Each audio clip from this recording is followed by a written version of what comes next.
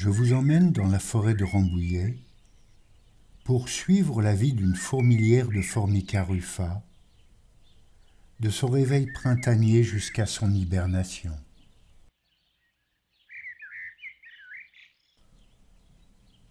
Avec les premières chaleurs printanières, la cité se réveille peu à peu.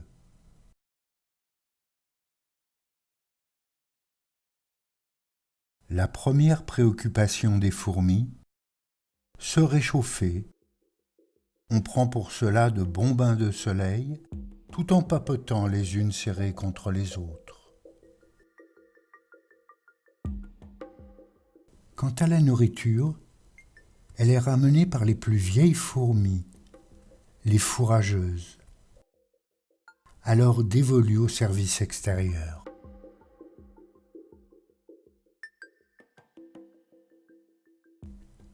Le fruit de leur récolte sera régurgité aux quémandeuses restées au nid, ou à celles rencontrées en chemin, car la fourmi est partageuse.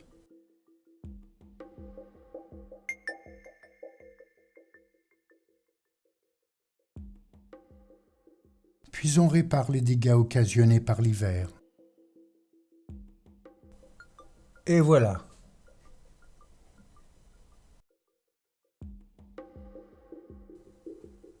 On en profite aussi pour jeter au dehors du nid les déchets accumulés, y compris les cadavres.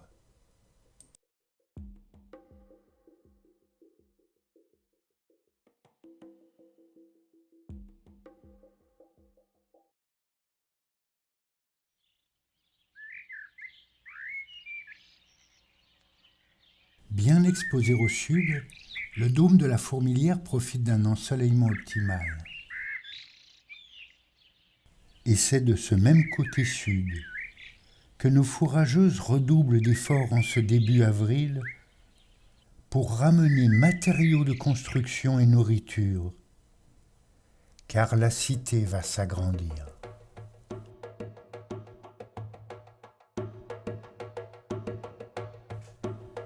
Les premiers œufs pondus donneront de nombreux et volumineux sexués, qu'il faudra nourrir, car pas question pour la cité qu'ils prennent le moindre risque au dehors.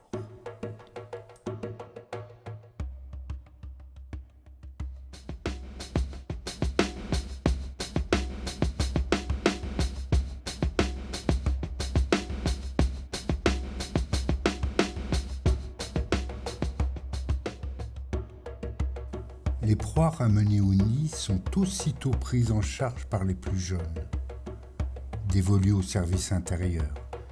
Elles soignent et nourrissent le couvain et les reines, ici, dans un autre nid vosgien de Formica rufa. Et c'est avec un soin tout maternel que ces nourrices déplacent le couvain, afin de lui offrir dans le nid les meilleures conditions de température et d'humidité. Encore faut-il trouver l'entrée.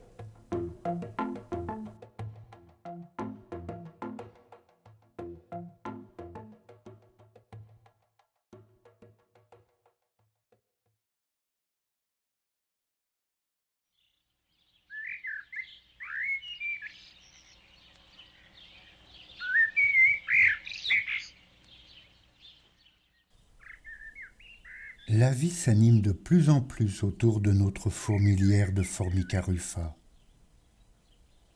Beaucoup de petites bêtes sortent de leur cachette. Ça vole,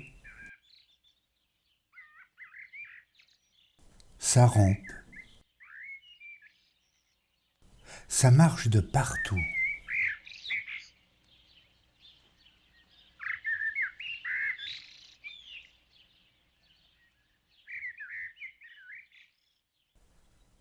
N'allez surtout pas croire la fourmi vouée au travail, telle une automate. Elles savent prendre le temps de papoter entre elles.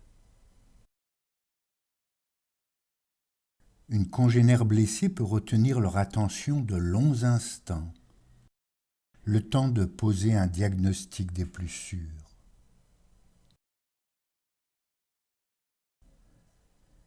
Hélas, l'odeur que dégage la malheureuse est sans appel. Elle va mourir.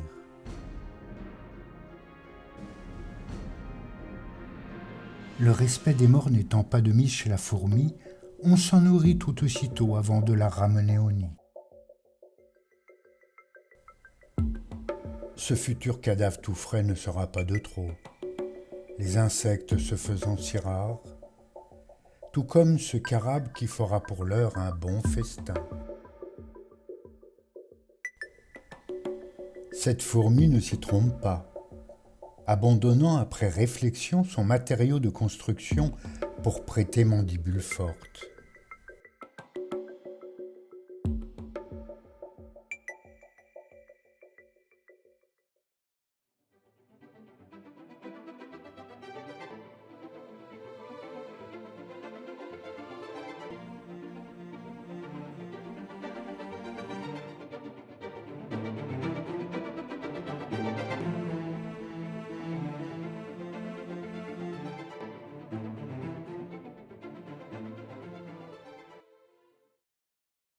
Car la cité a plus que jamais besoin de provisions pour chouchouter les sexués adultes qui désormais gambadent sur le nid.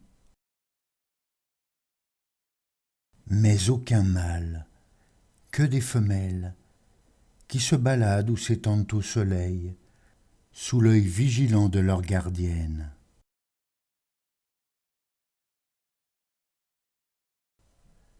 Car au moindre danger, à la moindre incartade, elles sont ramenées manu militari au nid.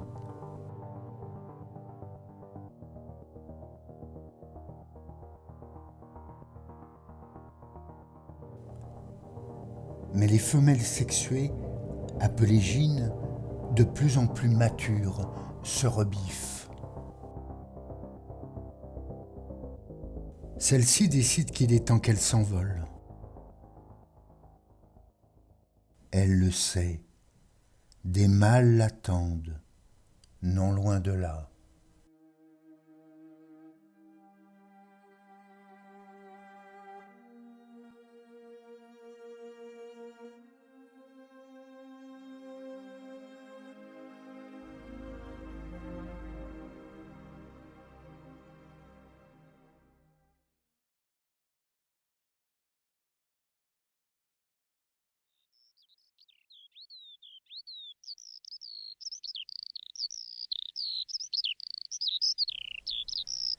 Il y a fort à parier que cette gyne, sa spermathèque remplie par un mâle des environs, ait regagné le jour même sa fourmilière de naissance pour se faire couronner reine.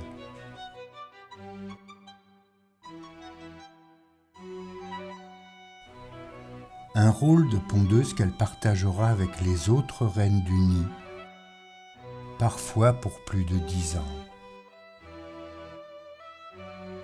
Peut-être aussi cette toute jeune reine venue d'une autre fourmilière de Formica rufa s'est-elle faite adopter.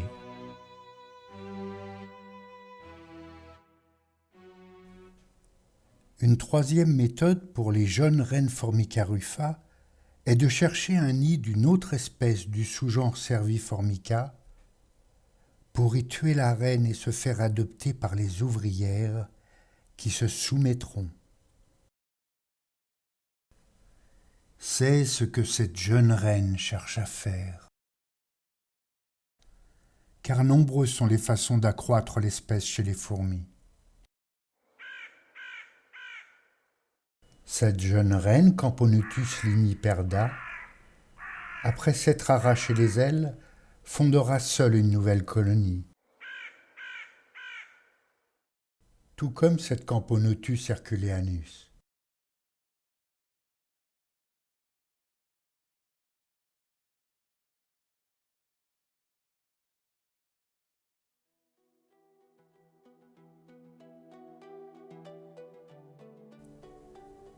Et que dire de cette union forcée qu'imposa un jour une jeune reine Formica sanguinea, squattant le nid des Formica fusca. Dès lors, le travail est partagé, ouvrière maîtresse s'occupant du service extérieur, tandis que les esclaves en livrée noire jouent les nourrices.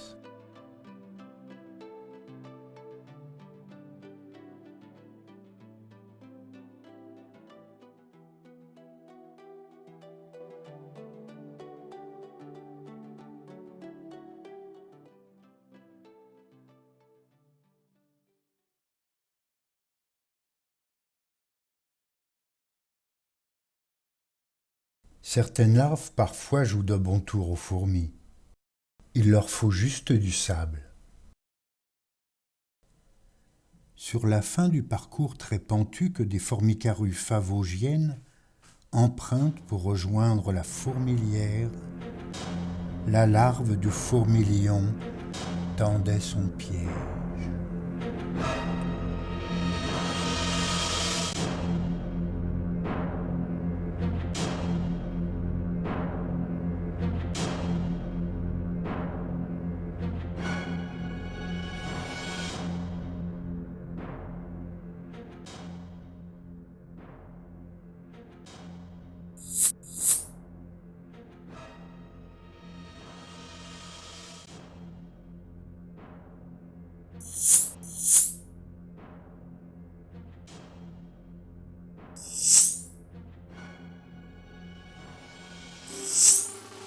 Excédée, la fourmi n'hésita pas à descendre dans l'arène.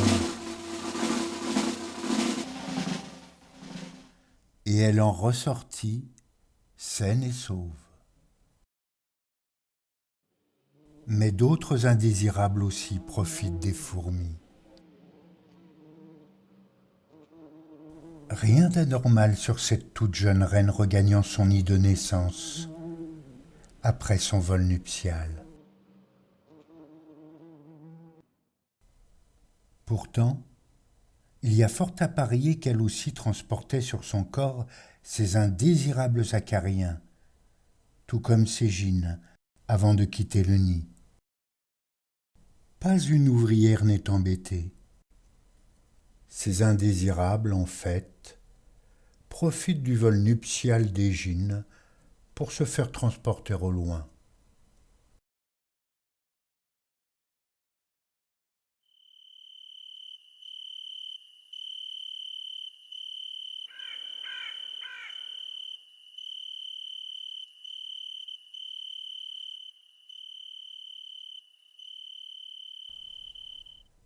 Que font les insectes quand il fait trop chaud?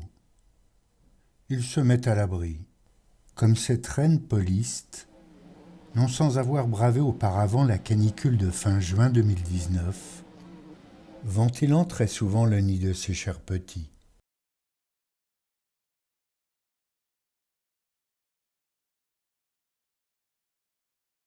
Les fourmis rousses, d'ordinaire, s'empressent de réguler la température du dôme en refermant toutes les issues.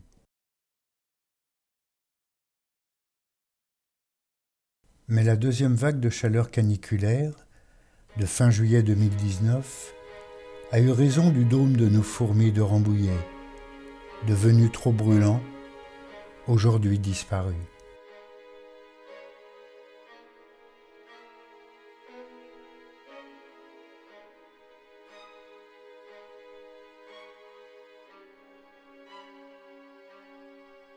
Nos fourmis se sont enterrées, quelques-unes sous le sous-sol de la fourmilière existante. Les autres continuent de déménager du côté nord, vers un nid secondaire tout fraîchement creusé, sous une souche, à 3 mètres de là.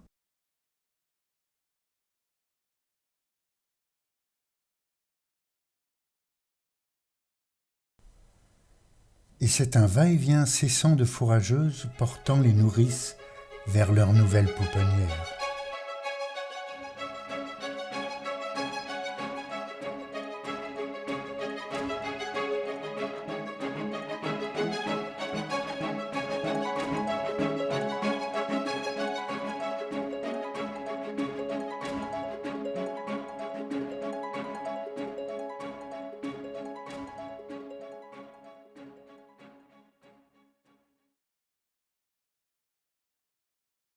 Tiens, une fourmi qui s'accroche désespérément à un brin d'herbe. Refuserait-elle de déménager? Hélas, c'est la triste histoire de la fourmi des bois et du parasite, qui n'est pas une fable.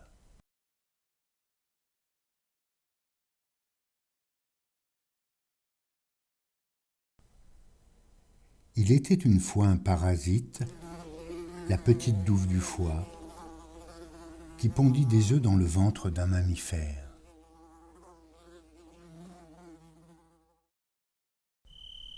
Un escargot passant par là avala par mégarde les œufs expulsés avec le crottin, qui devinrent larves, qu'à son tour l'escargot expulsa, enrobé du mucus.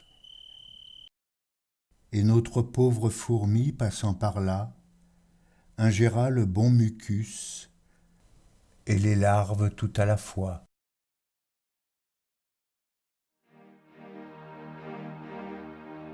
Dès lors, le parasite contraignit la petite fourmi à planter ses mandibules à l'extrémité d'un brin d'herbe, pour qu'un mammifère passant par là avale l'herbe, la fourmi et les larves du parasite tout à la fois.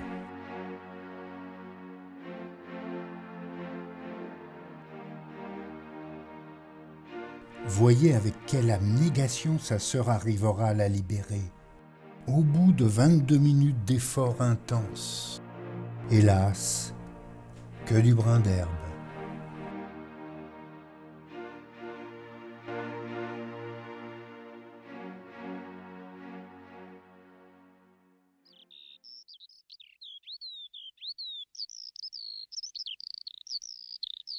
Une petite maligne profite de la désertion du nid principal pour s'y faufiler y pondre. Il est si difficile d'offrir à sa future progéniture du bon bois en décomposition, devenu si rare à cause de l'entretien des forêts.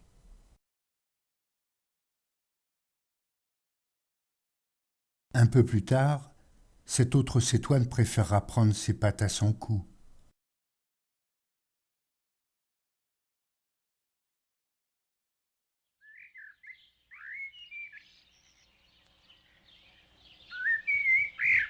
L'alimentation des Formica rufa ne se limite pas qu'aux insectes.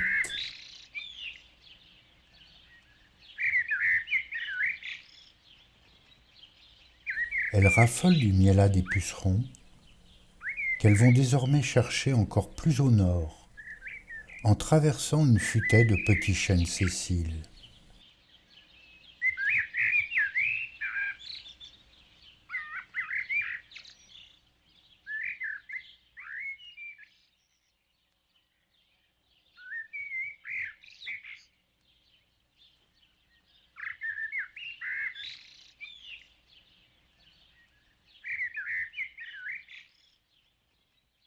Le deal en est fort simple. En échange de la protection de la fourmi, le puceron lui offre les précieuses gouttelettes sucrées.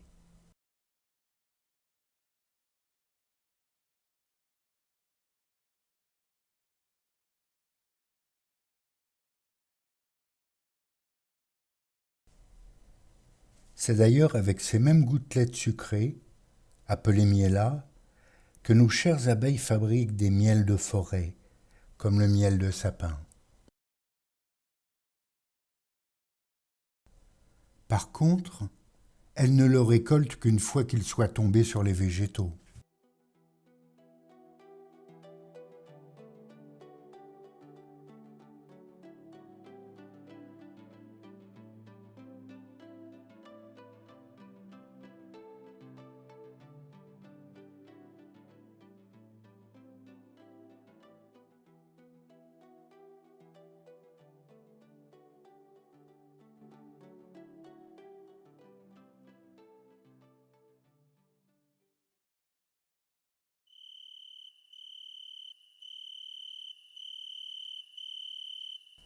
Plus culottée encore que la cétoine, une reine fourmi rouge construit tranquillement son nid sous ce gland, au beau milieu de la piste de nos ruffas.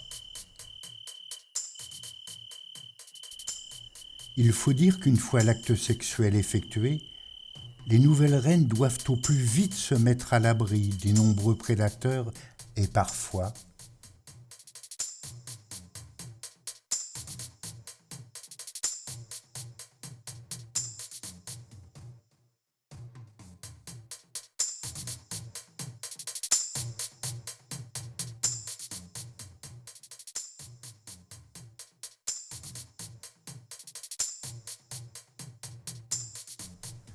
aiguillon contre jet d'acide, le combat aura une heureuse issue, chacune s'en retournant à ses occupations.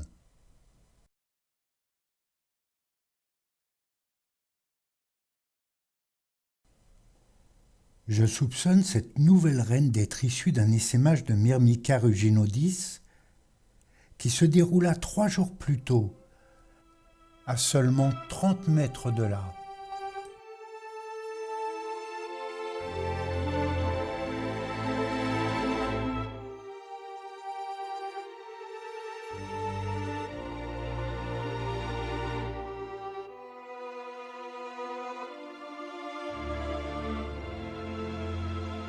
Seules les femelles voletaient alors de brindille en brindille, avant de rejoindre les mâles obstinément cachés sous les touffes d'herbe.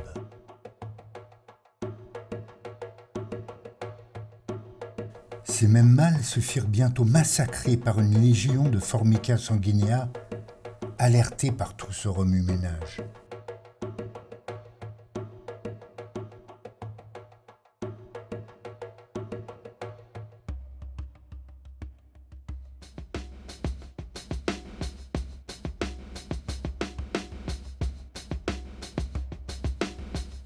Je ne vis aucune femelle se faire attaquer. Les mâles se sacrifièrent-ils? Ou bien les prédatrices les savaient-elles non armées pour se défendre? Et c'est peut-être cette même jeune reine dézélée qui alla s'établir au beau milieu de nos Formica ruffa.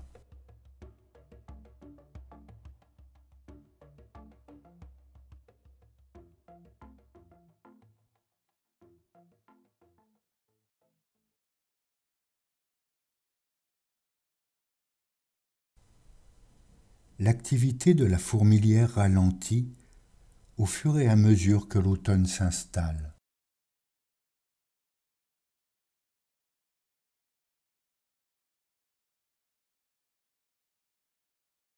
On se dispute encore un peu pour savoir où seront portées les dernières victuailles.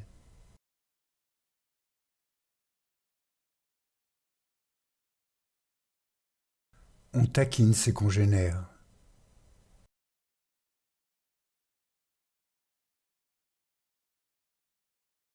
On montre encore à quelques fourmis déménagées leur nouvelle entrée.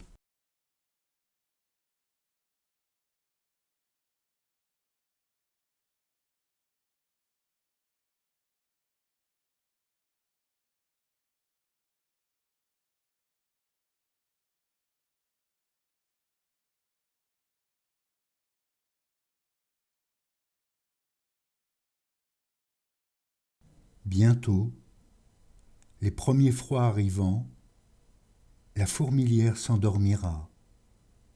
Les fourmis auront alors dévoré tout le couvain subsistant pour ne plus se nourrir de tout l'hiver.